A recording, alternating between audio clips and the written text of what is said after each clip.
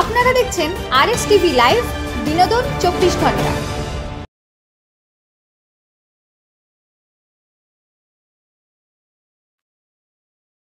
নমস্কার, RS TV লাইভের সমস্ত দর্শক বন্ধুদের স্বাগত আরএস টিভি লাইভের জ্যোতিষ সমাধান অনুষ্ঠানে। স্বাগত জানাই। আমাদের সঙ্গে রয়েছেন যিনি জ্যোতিষ সমাধান অনুষ্ঠানের কেন্দ্রবিন্দু, মূল আকর্ষণ, ডক্টর রাজা শাস্ত্রী। আপনাকে অনেক অনেক স্বাগত। ডক্টর রাজা শাস্ত্রী সম্পর্কে নতুন করে আমার বলার বিশেষ কিছু নেই। একাধিক ভূষণে ভূষিত যিনি, পিএইচডি অফ অ্যাস্ট্রোলজি, পদ্মভূষণ পুরস্কার পেয়েছেন, স্বর্ণপদকও পেয়েছেন, কিন্তু তার জীবনের মূল লক্ষ্য, মূল উদ্দেশ্য আপনাদের জীবনের সমস্যার সমাধান করা, এবং যার জন্য তিনি আজও অক্লান্ত পরিশ্রম করে চলেছেন। এবং যদি ছোট্ট করে এক কথা বলি, তার জ্ঞান আরোহণের যে চিন্তা, যে ইচ্ছে, সেই জ্ঞানকে খুঁজে নেওয়ার চেষ্টা কিন্তু আজও তার চলেছে। প্রত্যেকদিন নতুন করে তিনি কিছু শিখছেন, নতুন করে কিছু করছেন, আপনাদের জন্য নতুন নতুন অনেক কিছু আবিষ্কার করে চলেছেন। এই বিষয় নিয়ে বলতে চাইলে কিন্তু আমাদের অনুষ্ঠান দীর্ঘ থেকে দীর্ঘতর হতে থাকবে, আসল বিষয়ে আমরা আসতে পারবো না। তাই আজকের এই বিশেষ পর্বে ডক্টর রাজা শাস্ত্রীর কাছে আমি যে প্রশ্নটা করতে চাই, যা জানতে চাই, যে এটা তো আমাদের নতুন বছরের প্রথম অনুষ্ঠান হচ্ছে, তো আপনার কাছে যেটা জানার আমার মূল উদ্দেশ্য, যে এই নতুন বছর 2024 সালটা কেমন যাবে, জ্যোতিষ শাস্ত্র অনুযায়ী কেমন যাবে, আপনার মতে এই বছরটা কেমন হতে চলেছে, কি কি ভালো, কি কি সমস্যা, কি নিয়ে আসতে চলেছে আমাদের জন্য 2024 সাল।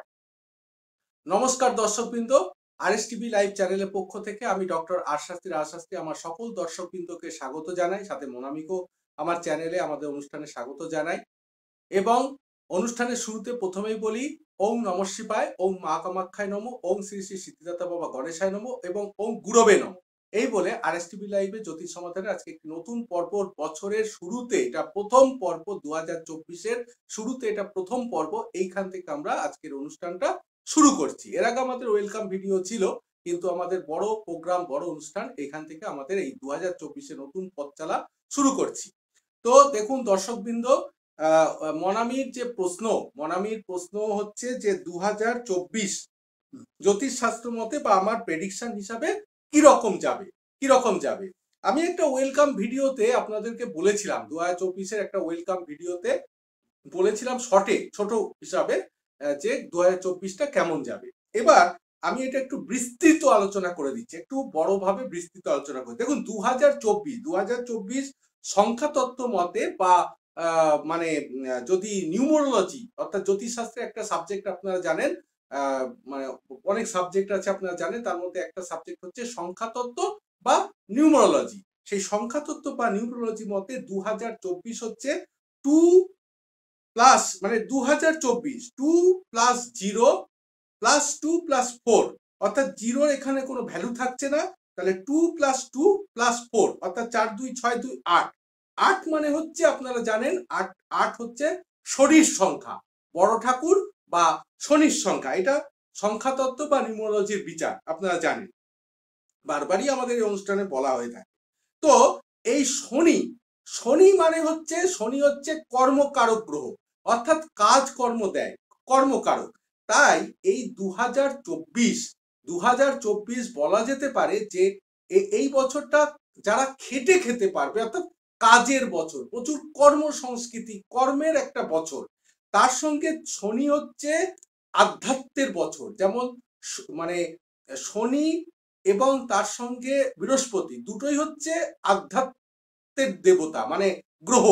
এক হচ্ছে শনি হচ্ছে গ্রহরাজ, আধ্যাত্ম, এবং তার সঙ্গে জানেন বৃহস্পতিও কিন্তু আধ্যাত্ম, অর্থাৎ দেবগুরু বৃহস্পতি। তাই শনি আর বৃহস্পতি বলা যায় কাছাকাছি, কিন্তু দুজনের মধ্যে ইগো আছে। যাক, এগুলো নিয়ে পরবর্তী বিস্তারিত আলোচনা। এখন শনি হচ্ছে আধ্যাত্ম, তার সঙ্গে শনি হচ্ছে কর্মকারক, কাজের দেবতা।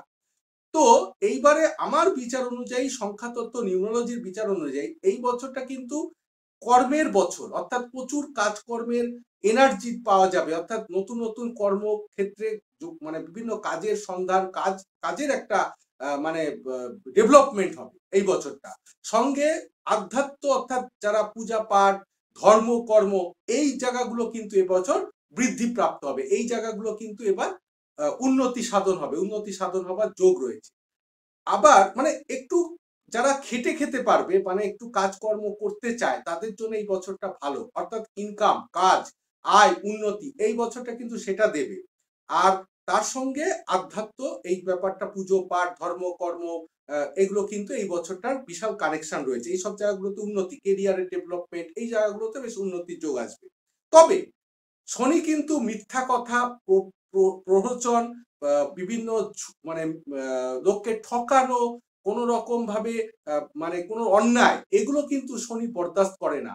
শনি কিন্তু ন্যায় পরায়ণের দেবতা, ন্যায় প্রণের গ্রহ, প্রচন্ড ন্যায়। ন্যায় আপনারা দেখবেন, আমরা বারবার বলে থাকি এই চ্যানেলে বা বিভিন্ন অনুষ্ঠানে বলে থাকি যে শনি যখন 7.5 চলে তখন কিন্তু মানুষকে কিন্তু অনেক মানে কঠিন জায়গা পড়তে হয়। অনেক কাজের ক্ষেত্রে, মানুষের সাথে যোগাযোগ, বিভিন্ন ক্ষেত্রে মানে একটা ঝামেলা, ঝুট ঝামেলা। কিন্তু আবার এই 7.5-তে কিন্তু অনেকে ডেভেলপ করে যায়, তাদের উন্নতি হয়ে যায়। তাহলে এটা কেন হয়?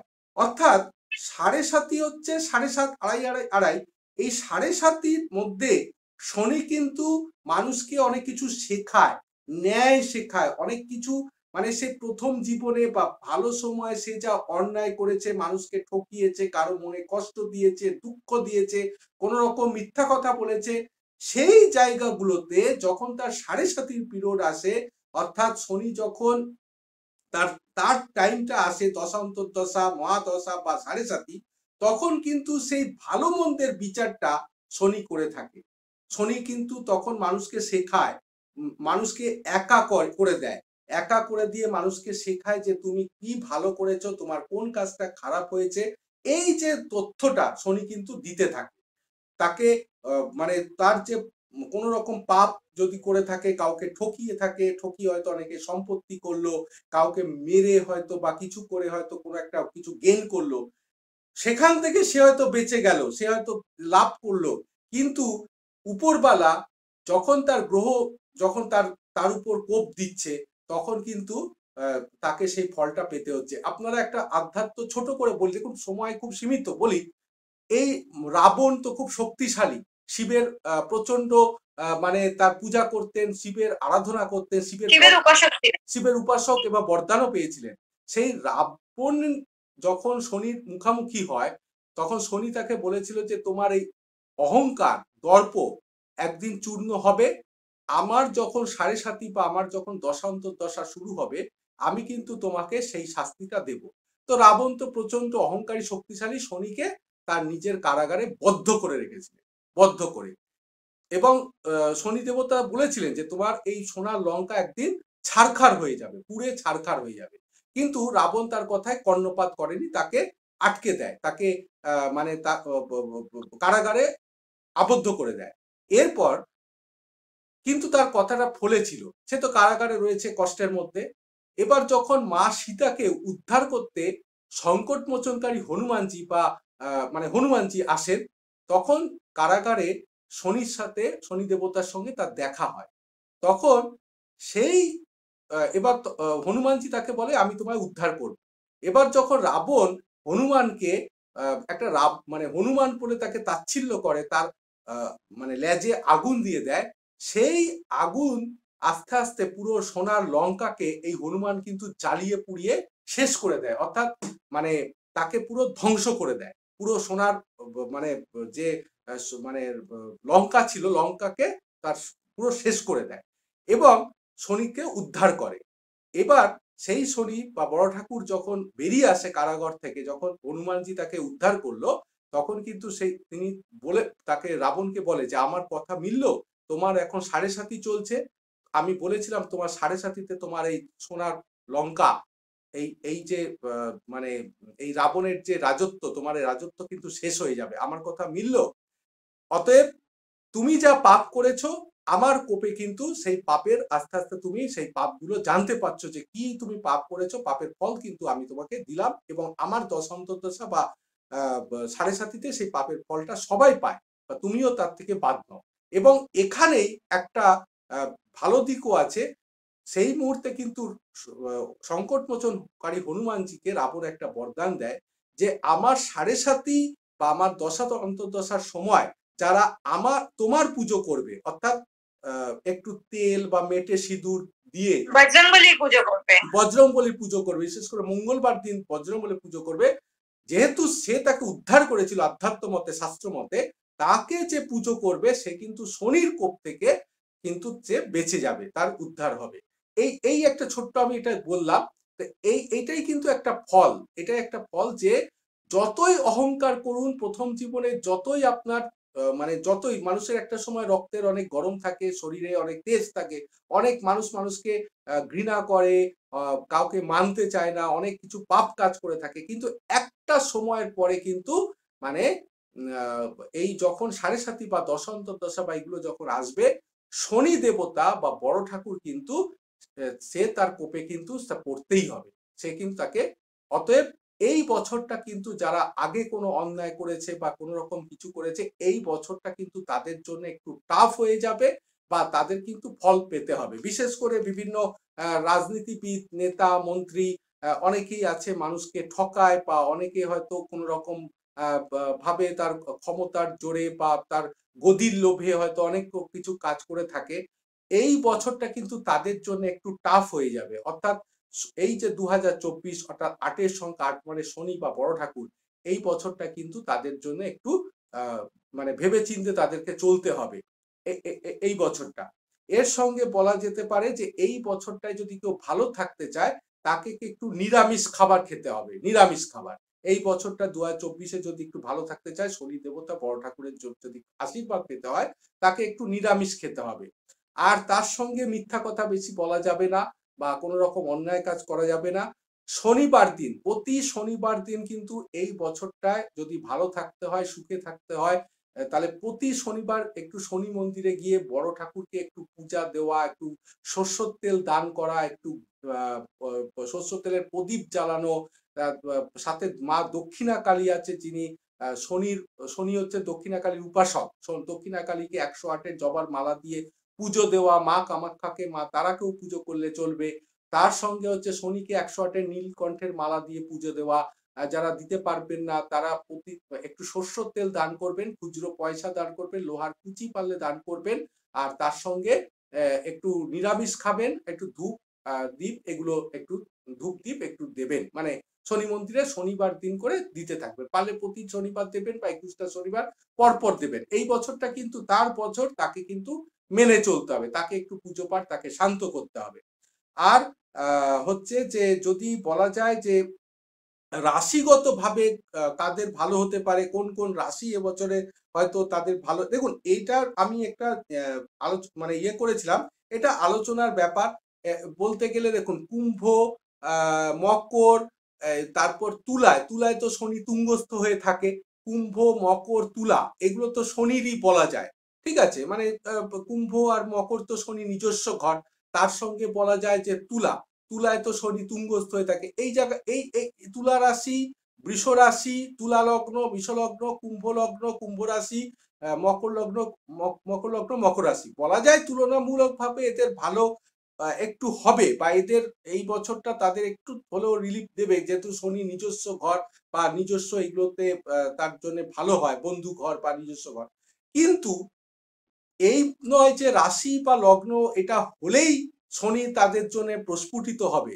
কেন, অনেকের জন্মছক হরস্কোপ আমি দেখেছি, কুম্ভ লগ্ন আছে সেখানেই শনি বসে আছে, মকর লগ্ন বা মকর রাশি সেখানেই শনি বসে আছে, অর্থাৎ নবমেই হয়তো বসে আছে নিজের ঘরে, কিন্তু দেখা গেছে তার হয়তো এগুলো আরো বিচারের ব্যাপার, অন্যান্য গ্রহগুলো সাপোর্ট থাকতে পারে, তার হয়তো কর্মের দিক দিয়ে সে যদি একটা পাপ কাজ করে বা কোনো খারাপ করলো, এদিকে তার বছর বা তার ওইটা পজিটিভ রয়েছে বলে সেইটা পাবে, সেরকম কিন্তু নয়।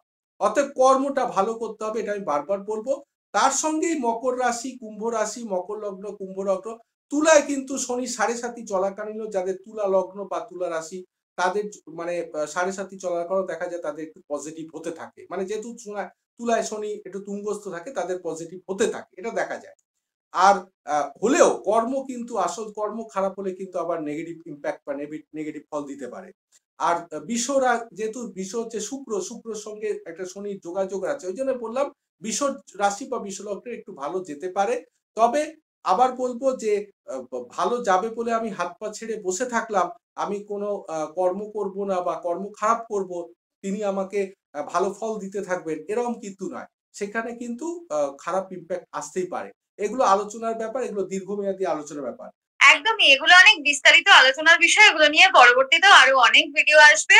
আজকের ভিডিওকে আমরা খুব একটা দীর্ঘায়িত করতে পারবো না সময়ের জন্য। তবে আপনাদের সকলকে একটু বলে দিই, আপনারা যোগাযোগ করতে চাইলে ফোন নাম্বার, চেম্বার ডিটেল আপনারা তো স্ক্রলে দেখতেই পাচ্ছেন। তাও একটু বলে নিই, কলকাতায় রয়েছে দমদমে, শোভাবাজার, বিবেকানন্দ স্ট্রিটে রয়েছে, এছাড়া গৌহাটিতে রয়েছে, কেরালাতে রয়েছে, আরো অনেক জায়গায় চেম্বার রয়েছে। আর সব থেকে ভালো, আপনারা একটু ফোনে যোগাযোগ করে নিন, সমস্ত ডিটেল আপনারা পেয়ে যাবেন। ফোন নাম্বার 7031136991, 8337879366, 8337879367, 8609495601 এবং 9007969672। আপনারা একটু ওয়েবসাইট ডিটেল গুলো বলে দিচ্ছি আপনাদেরকে, www.drrajashastri.weebly.com এবং www.astrohouse.weebly.com।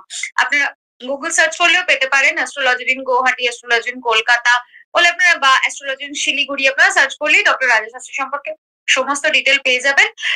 কাজেই সরাসরি যোগাযোগ করে নিন যে কোনো রকম সমস্যা, যে কোনো প্রয়োজনের জন্য। এক কথায় এটাই আপনাদের জন্য সব থেকে সহজ সমাধান বলে দিলাম। আজকে যেহেতু সময় একদমই কম, তাই আমি আবারও ডক্টর রাজা শাস্ত্রীর কাছে আসবো যে আজকে অনুষ্ঠান শেষ করার আগে কি বলবেন দর্শক বন্ধুদেরকে।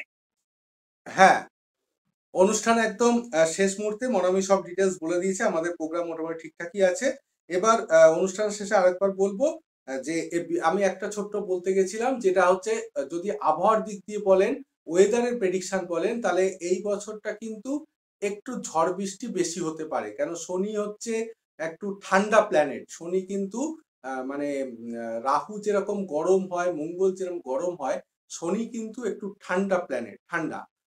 অতএব আর বিশেষ করে চন্দ্রের সঙ্গে যখন কানেকশন করবে বা বিভিন্ন দশা বা মাঝে যখন গ্রহগত ব্যাপারে যখন কানেকশনে আসবে চন্দ্র শনি বা চন্দ্র তো জলের কারক, আর শনি হচ্ছে ঠান্ডা প্ল্যানেট, সব থেকে ঠান্ডা, দীর্ঘমেয়াদী প্ল্যানেট এবং ঠান্ডা। অতএব এই বছরটা কিন্তু একটু বন্যা বা ঝড় বৃষ্টির প্রবণতা বেশি হতে পারে।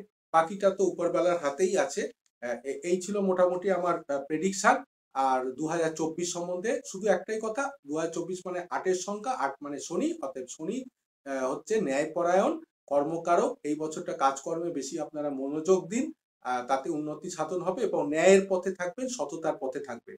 আর বাকি আমার ফোন নাম্বার গুলো বলে দিয়েছে, আরেকবার বলে দিই, 8337879366, 8337879367, 7031136991, 8609495601 এবং 9079796967 ওয়েবসাইট www.drrajashastri.weebly.com, www.astrohouse.weebly.com। এছাড়া বিভিন্ন জায়গায় গুগলে সার্চে আপনারা পেয়ে যাবেন astrology in Kolkata, astrology in Delhi, astrology Siliguri, astrology Guwahati পেয়ে যাবেন। ফোন করে বুকিং করে অবশ্যই আসবেন। আর একটা কথা হচ্ছে, নতুন বছর শুরু হয়েছে, আমরা একটা নতুন বছরে কিছু শর্ট ভিডিও নিয়ে আসছি, শর্ট ভিডিও দেখতে পাবেন। আমি আগেও শর্ট ভিডিও ছিল, কিন্তু এবার শর্ট ভিডিওর মধ্যে আমার ফোন নাম্বার, কন্ট্যাক্ট নাম্বার দেওয়া, এগুলো চালু করার চেষ্টা করছি। হয়তো খুব তাড়াতাড়ি এগুলো পেয়ে যাবেন।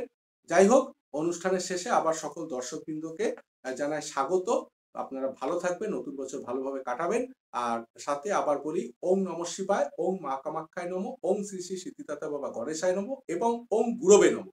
এই বলে আরএস টিভি লাইভ চ্যানেলের এই অনুষ্ঠান, জ্যোতিষ সমাধান অনুষ্ঠান এখানে শেষ করছি। নমস্কার, ধন্যবাদ, সকলে ভালো থাকবেন। নমস্কার। আপনারা দেখছেন আরএস টিভি লাইভ, সবার সাথে সবার পাশে।